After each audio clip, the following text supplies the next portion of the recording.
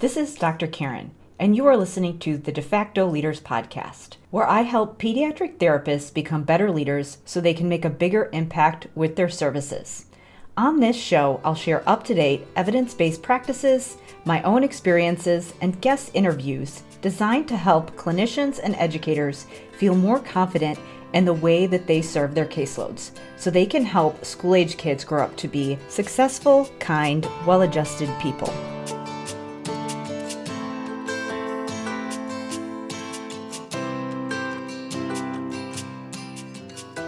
Hey everyone, it's Dr. Karen, and welcome to episode 91 of the De Facto Leaders podcast. In this episode, I am going to talk about generalization, why it's so difficult for so many therapists, regardless of discipline, and what you can do if you are a pediatric therapist and you have been struggling to help your students generalize the skills that you teach them in the therapy setting to other situations. Now, obviously, this episode is relevant to therapists, but when you actually start to listen to the episode, you'll realize that it's relevant to you if you are supporting K-12 kids in any context, whether you are a teacher, whether you are a principal or a director. If you are involved in K-12 service delivery and education in some capacity, this is going to be relevant to you. Now, I have been supporting therapists for a long time, so I am well aware of the questions that are going to come up when I present this information. I am also aware of the challenges to implementation that will come up once people learn what the solution is to this issue. And so that's why I wanted to share a resource with you that will allow you to actually put this into practice. One of the biggest barriers to helping kids generalize is finding the time to actually do all of the things that you need to do in order to make that happen. You'll see why once you learn how it works. But I wanted to share a training that I've created for pediatric service providers that's going to help you ensure that students get high quality support across their day, even if you only see your students once a week and you have limited direct treatment time with them. So on the training, I will show you why you should spend less time planning direct therapy, and I'll also share what you should do instead of this to increase the effectiveness of your services. I'll also share what most clinicians do wrong when it comes to productivity and how to make time to collaborate with other team members without burning yourself out. And finally, I'll show you how you can take initiative and get your team working together so you can provide amazing support for students so that they generalize skills consistently. All you need to do to sign up for that training is go to drkarendudek-brannan.com/asset-stack. Again, that's drkarendudek-brannan.com/asset-stack. Now we'll get into the episode where I discuss how you can get carryover for your caseload, even if you have limited direct treatment time with your students.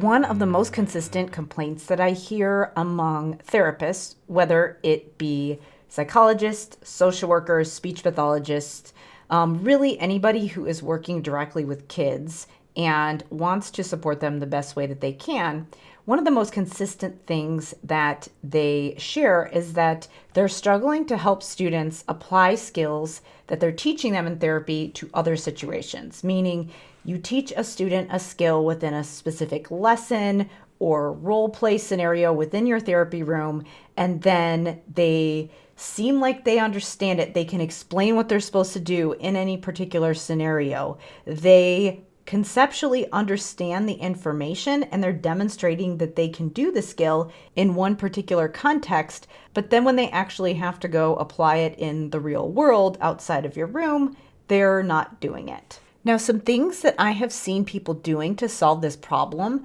are logical things that I think most people would do, but they're not necessarily the way to get the complete answer or solution. So one of the things that I see people doing is that they post within a discussion group within their discipline and ask about how to facilitate carryover. Another thing that I see them doing is that, and this is from, me talking with them and asking them, well, when you have that problem, what do you do? So there's a lot of Googling and looking for resources on generalization and reading research and asking their colleagues, all of these things that are totally reasonable and things that you would want to be doing for some of your time. But the problem with all of these things, even though they are things that are relevant to be doing for a portion of your day, is that they are still very much focused on what you should be doing within your therapy room. They're very much focused on the direct therapy aspect and focused on what you should be doing within your discipline, which makes service delivery very siloed off. And typically, the reason that kids aren't generalizing is because they are not getting the support that they need outside of your room in order to know how to apply skills. Even though therapy can be very powerful and we can teach skills effectively, depending on what they are, within a direct therapy situation, if students do not have the support that they need once they leave our rooms in order to know how to apply those skills, they're not going to be successful. So really, this is the missing piece. And if we're only asking questions within our disciplines and with our own professional discussion groups that are other therapists that do the same thing that we do, we are not necessarily going to be putting ourselves in a situation where we're going to have a true influence on the support that's being provided across the day. In order for students to actually get that support, we need to get out of our silos and collaborate with other team members. This needs to be a team effort across disciplines in order for this to happen. If you want to provide the support for students across their day so that they can actually apply what you're teaching them in therapy, you can't do it alone. You have to work with your team. And that means that we want to make a shift from planning for therapy, which is typically very much focused on therapeutic techniques within a session where a student or client is pulled out, whether it be one-on-one or in a group, and shifting that focus from planning therapy to planning service delivery. Now, let me explain a little bit about what that means. Typically, when therapists think about prep, they think about, getting their worksheets together, getting their games together, getting their materials together for when students come to their room in order to get therapy and see them for a session. But if we really want to be effective, we can't just spend all of our time planning therapy. What we need to do is plan all of the activities that we need to do in order to do our jobs well. And if we are going to have an impact on the way other people support our students once they leave our rooms, then we can't just focus on what we are doing. We need to focus on making an impact on what other people are doing. I see so much time and energy, so many resources dedicated towards therapy and therapy materials, but I don't see a lot of attention being provided to help people plan the other things that you might have to do in order to be successful in your role as a clinician. And this should be a good portion of what you're doing. Yes, your therapy protocols are important, but once you get to the point where you have your process streamlined, that does not have to take a large portion of your time and mental energy. Now, I'm not downplaying the importance of clinical skills. Obviously, you need to understand the therapeutic process and your techniques. But once you get your process down, you should be able to plan pretty efficiently, and that should free up time for you to think about other things that you might need to do to serve your caseload. Now, a lot of times people think of these things as above and beyond, but that really shouldn't be how we think about this. If you are somebody who is supporting K-12 kids, your job is to make sure that those kids meet their goals and do it successfully. And we can't make that happen if we are only focusing on what they're doing in a very specific context. We have to think about what's happening across their day. So the question becomes, how do we actually do that? Well, we have to think of ourselves not just as therapists, but as leaders. If you are a therapist, especially if you're a case manager of an IEP, you can put yourself in a position where you are leading others and changing their habits, behaviors, and practices. You can even do this if you're not the case manager. And you can do this if you're not in a leadership position. You can be the one that takes initiative and starts to develop some of those relationships so that kids get integrated services rather than services that feel kind of disjointed and that don't flow together well. So let me give you some specific ways that you can shift your thinking from the planning of therapy to planning of service delivery, because what this is going to do is help your team start to work together so that you can divide and conquer. The question that you should be asking is not, what should I be doing in therapy and what's my role?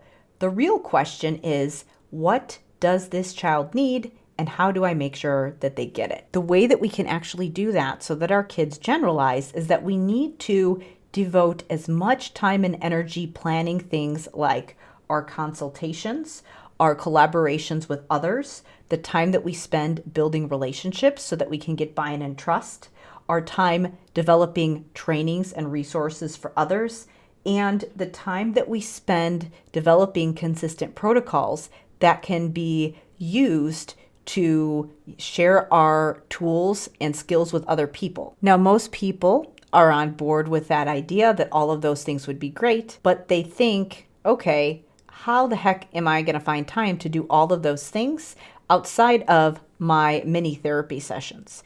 And here's the thing that most people realize. When you do this strategically and you don't try to deploy all of those strategies at once, what you can do is stack one thing at a time. So work on one new thing at a time.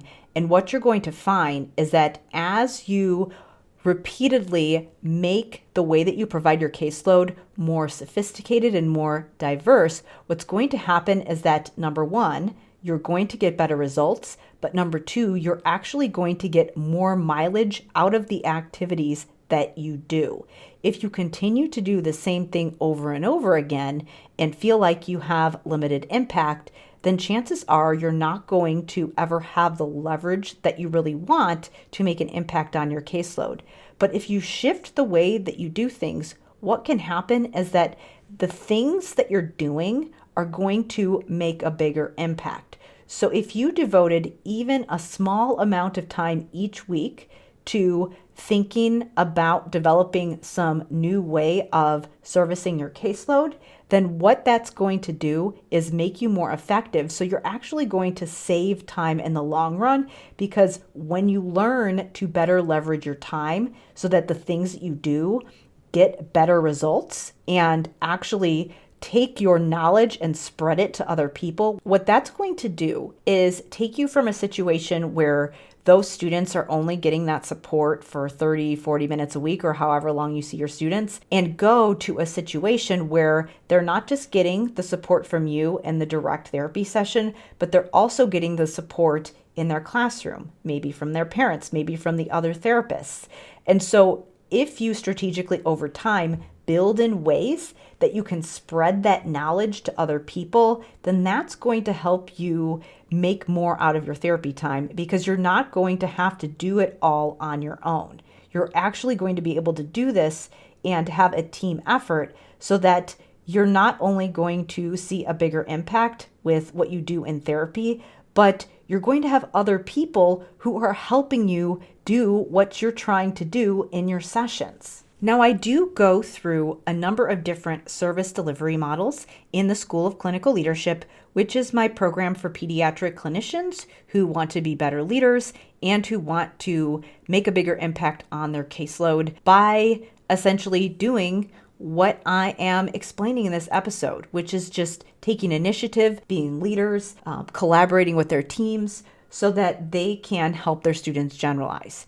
And I wanted to just share a few of the other service delivery models just so that you can have some context for what I'm talking about and why it works. So one of the things that comes up a lot in discussion groups for therapists, specifically this has come up within the SLP community, but basically the scenario is that an SLP comes in and says, my administrator wants me to do co-teaching, or my administrator wants me to do push-in, which basically just means that they're providing therapy within the classroom setting. So the administrator is saying, we need to do more push-in, and so you need to do that. And I do agree with the general thought process behind where the administrators typically are going with that. I think that they're realizing that we do need to have more flexibility with how we provide services, but the way that they're actually implementing it is a little bit backwards. And here's why. So when we think about the concept of the least restrictive environment and free and appropriate education, what we need to do is we need to provide an individualized plan for a student who is getting special ed services so that they have a customized education program that is designed specifically for them. So if we are going to say we're doing inclusion in this building, that is not individualized. That is about someone's philosophy about, this service delivery model is best. And so that's why the thinking is a little bit backwards. Again, I think that what they're thinking, just their general thought process, they have good intentions. They're going in the right direction, but the sequence in which they're doing it is a little bit out of order.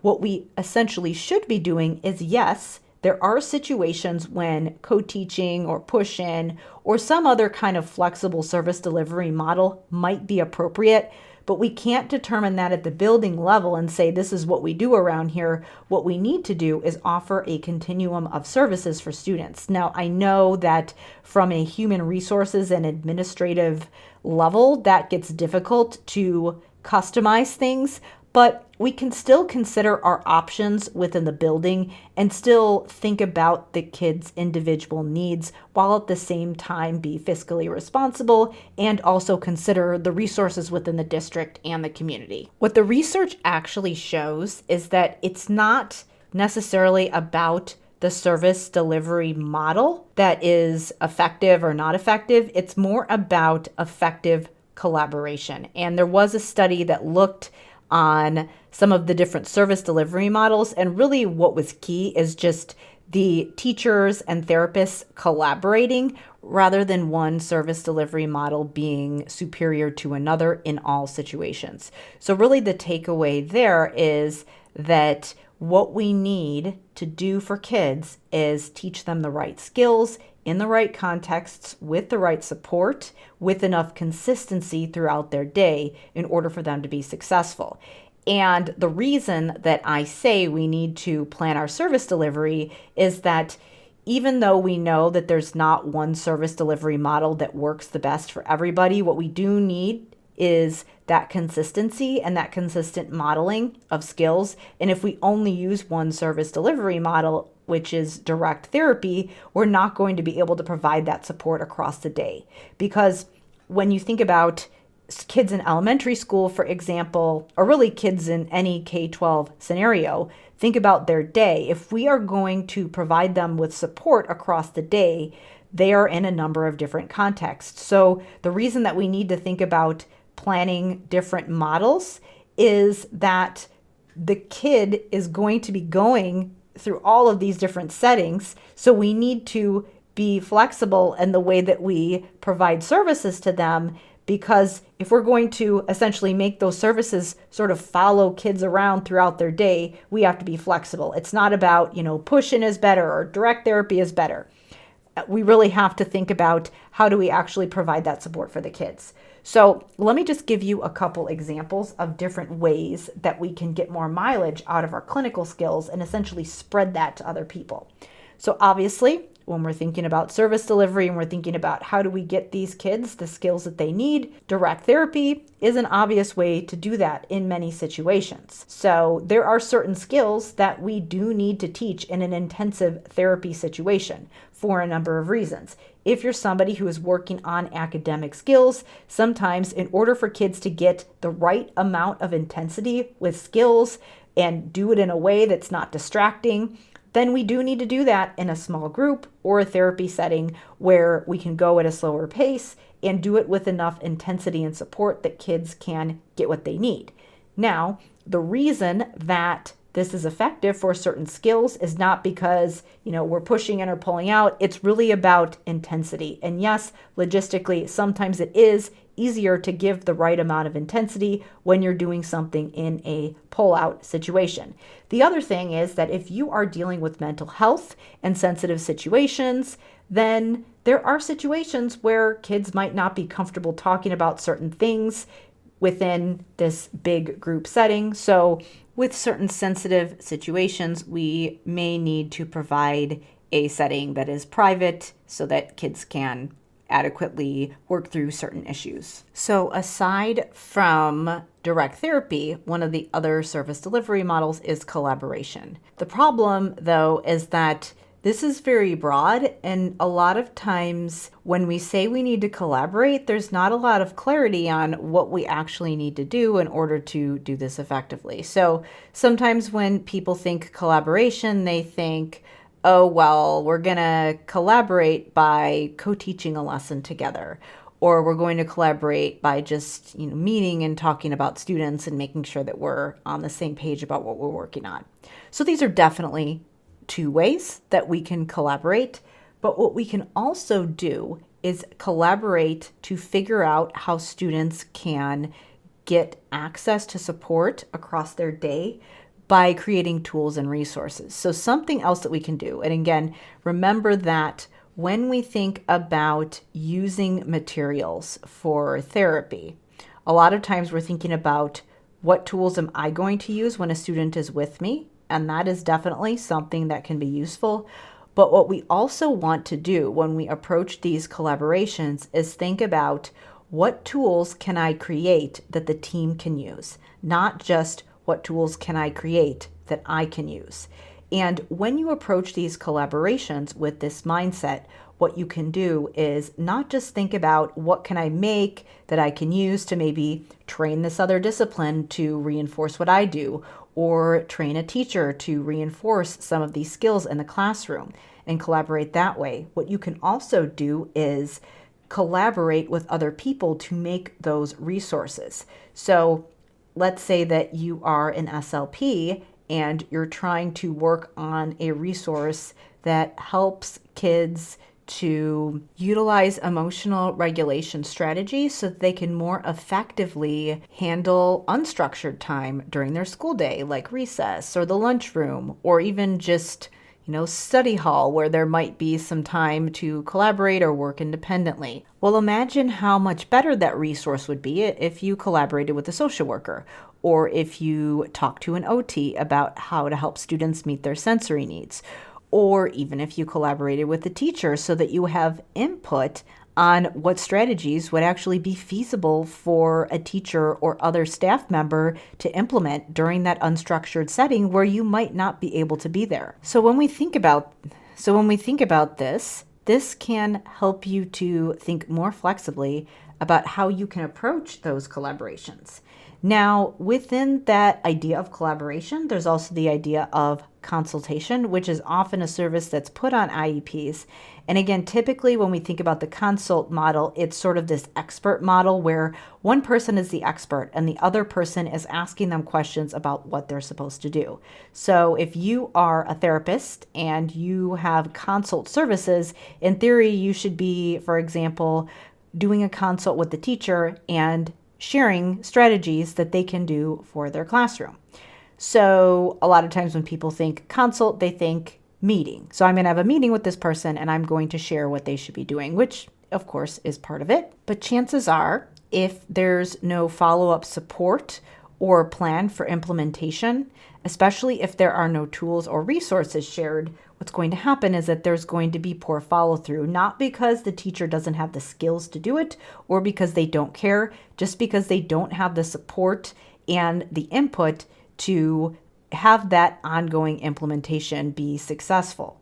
That is typically the reason that there's not good follow-through with a lot of professional development that's done, is because there's not the is because there's not the follow through. This is not a matter of effort or intelligence on the practitioner's part.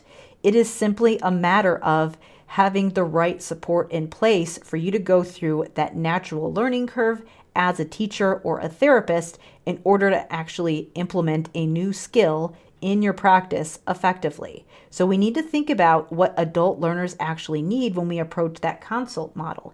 And that's why the idea of collaborating and also providing resources and tools and protocols that people can use on an ongoing basis, and also finding ways to continually follow up with them and support them in the process is going to be really important. Now, what you're probably already finding as I'm explaining this is that these service delivery models all sort of mesh together.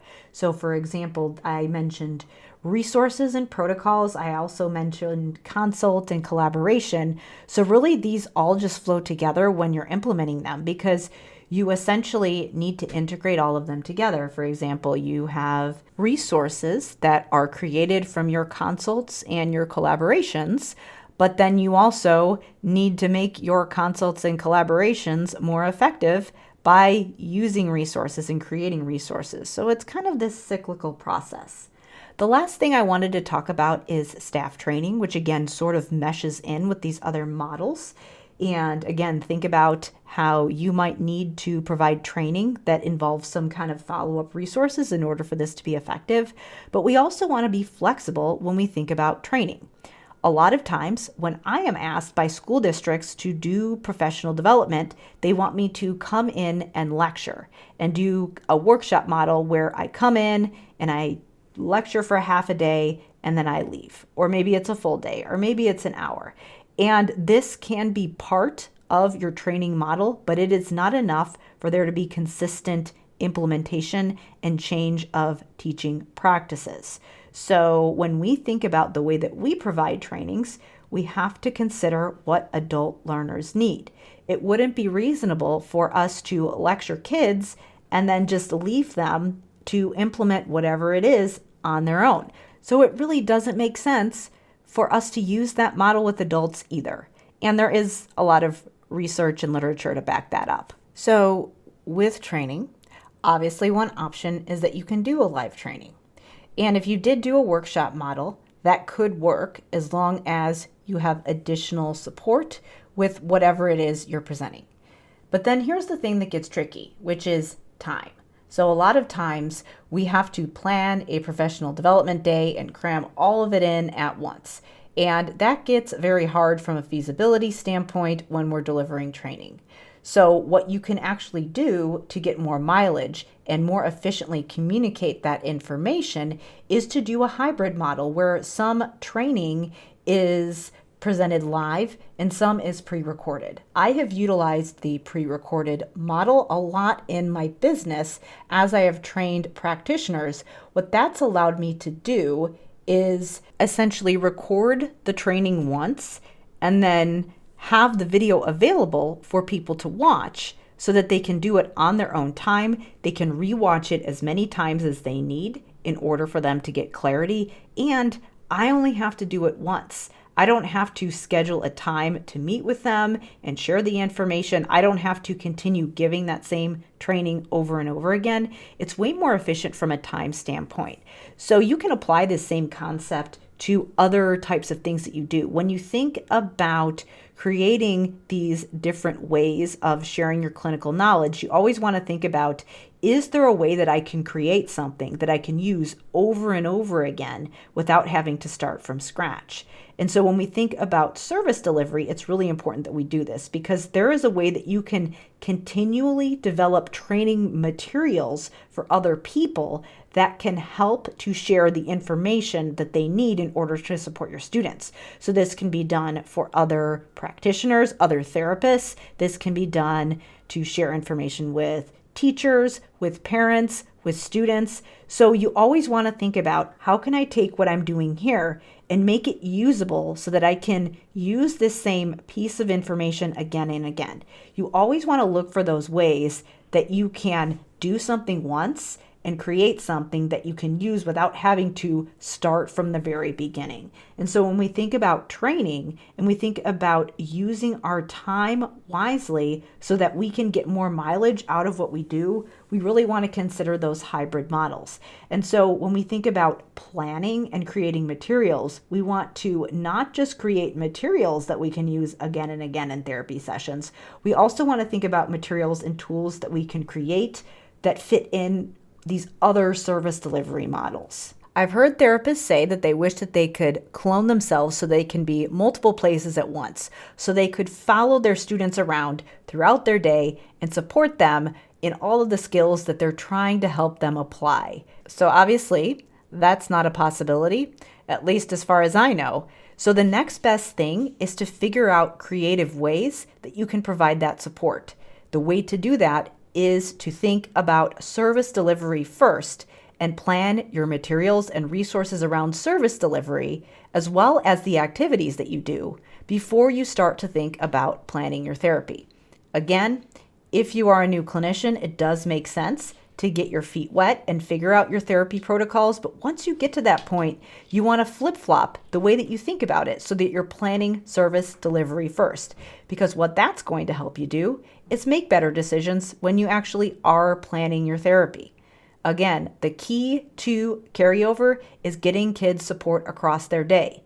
You can't clone yourself, but what you can do is create assets, materials, relationships, and resources that can actually help to provide your students with the support that they need across their day. The idea is that we are creating assets that are going to require some time up front to create, but are going to get us better results and actually save us time in the long run. Ultimately, the goal that we all want when we're supporting kids is to help them apply those skills across settings to get that generalization. And thinking like this is the key to making that happen.